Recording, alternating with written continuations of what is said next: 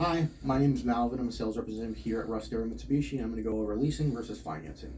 So, first thing I always talk about with leasing is technically, you're borrowing the vehicle. So, you have the vehicle for about 2 to 3 years, and then you can opt in for once that lease is done to the next newest thing that comes out. If you're someone who's really savvy, you got to have the newest thing whenever it comes out. This is a perfect option for you to stay ahead of the curve with the new technology.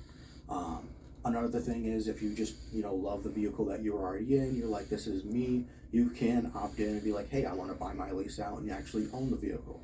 So that's really the positives to leasing.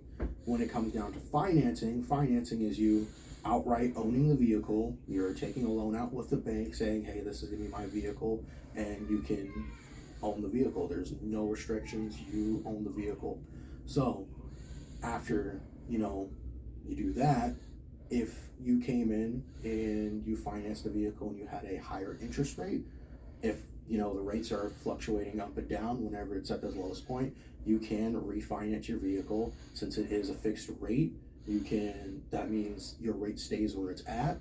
It doesn't fluctuate up and down. Sometimes like the housing market fluctuates up and down with the rates. It stays where your interest rate was. But if you see the rates dropped and it got better, you can refinance and get the better rate. That's the benefits between leasing and financing.